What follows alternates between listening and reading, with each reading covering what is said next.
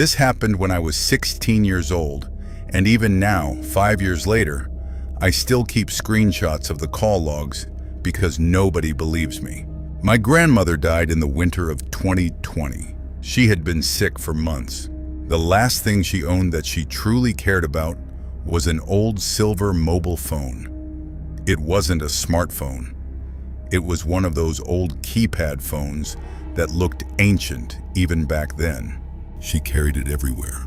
When she passed away, my mother switched the phone off and placed it inside the wooden box that contained some of my grandmother's personal belongings. I remember seeing it with my own eyes. The phone was buried with her. Everyone in the family knew that. Life moved on. 3 years passed. Then the call started. It was July 2023. I was studying for exams in my bedroom. The house was silent. My parents were asleep. The clock beside my bed showed 1:17 a.m. Suddenly, my phone vibrated. I looked down. The caller ID made my stomach drop. Nani. For a moment, I couldn't breathe. The number underneath was hers. Exactly hers. The same number that had been buried underground 3 years earlier. My hands trembled. I answered. Hello? Nothing. Then I heard breathing. Slow, heavy, wet, as if somebody was struggling to pull air into damaged lungs. I recognized it instantly. I had heard that exact breathing beside her hospital bed before she died. I whispered, Nani? The breathing continued. Then the call disconnected. 10 seconds. That was all. I didn't sleep that night. A week later, the phone rang again. 1:17 a.m. Same number. Same breathing. But this time there was another sound. A loud metallic screech, like steel grinding against steel. The noise lasted only a few seconds. Then the call ended. The next afternoon, my father left work early. At a nearby intersection, a truck's brakes failed. The truck slammed into 3 vehicles. Witnesses said the sound of metal scraping against metal could be heard from blocks away. My father's car was one of the vehicles involved. He survived, but his arm was shattered. When I visited him in the hospital, I heard that horrible metallic sound replaying in my head. It was exactly the same. Every detail. That was when I stopped thinking the calls were a prank. The third call came 7 nights later. Again. 1:17 a.m. The breathing arrived first. Then water. Rushing water. Violent water. Almost like someone standing beside a flooded river. The sound lasted 15 seconds. The call ended. 2 days later, my cousin Hamza went swimming near an irrigation canal. He slipped. The current dragged him under. His friends barely managed to save him. When I arrived at the hospital, I heard the rescue video someone had recorded. The sound of the rushing water was identical. Word for word, sound for sound. I started feeling sick every time my phone rang. I finally told my mother. She stared at me quietly. Then she asked, "Are you sure it's her number?" I showed her the call log. The color drained from her face. For several seconds, she didn't speak. Then she whispered something that made me uncomfortable. "Your grandmother always said she would protect this family." I wanted a logical explanation.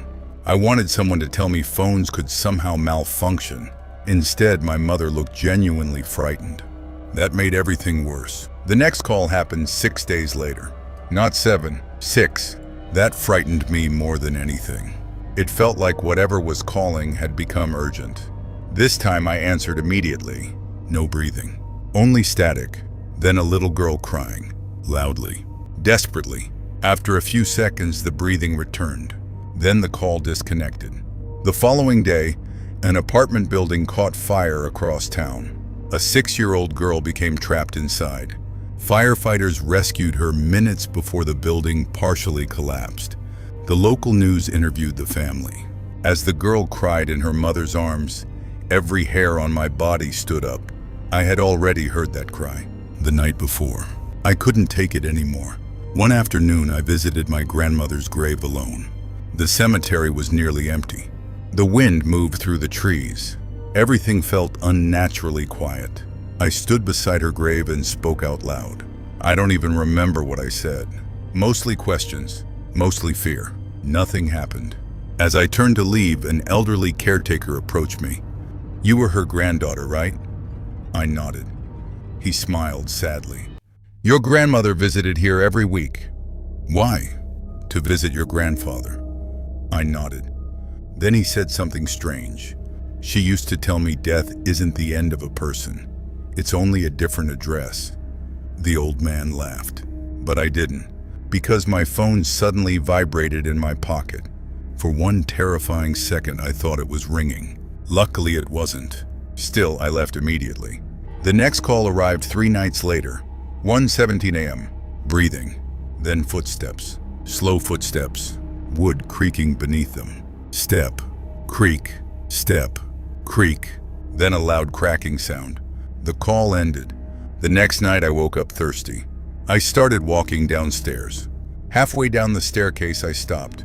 Something felt wrong. Then a loud crack echoed through the house. A massive bookshelf collapsed exactly where I would have been standing. The wooden floor beneath it had creaked first. The exact same sound from the call. If I had continued walking, I would have been crushed. That was the moment I became convinced. The calls were warnings. For 2 months, the calls continued. Every single one predicted something: a gas leak, a motorcycle accident, a fallen power line. Every warning came true. Then came the final call, October 14th, 1:17 a.m. I answered immediately. The breathing was louder than ever, strained, desperate. Then I heard something impossible. My own voice, screaming, not talking, not crying, screaming in absolute terror. The sound lasted 3 seconds. The call ended. I sat frozen. I knew the next accident involved me. I just didn't know when.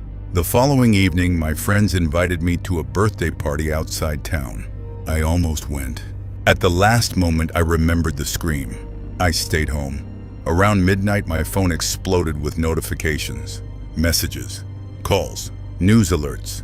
The highway outside town had become the scene of a horrific accident. A truck lost control during heavy rain. Several vehicles were crushed. Multiple people died. One of the cars belonged to the friend who had invited me. The emergency recordings released later included terrified screams from people trapped inside the wreckage. One scream sounded exactly like mine, not similar. Exactly mine. I have never been able to explain that. 3 nights later, my phone rang one final time. 1:17 a.m. Nani, I answered. The breathing was gone. For the first time, there was complete silence. Then very softly I heard a woman whisper, only 2 words, "Be careful." The voice sounded exactly like my grandmother. The call ended. The number disappeared forever. I tried calling back hundreds of times. The operator always said the number did not exist. Months later, my family contacted the phone company. According to their records, that number had been permanently deactivated the day my grandmother died. No calls had ever been made from it. Officially, those calls never happened, but they're still in my screenshots.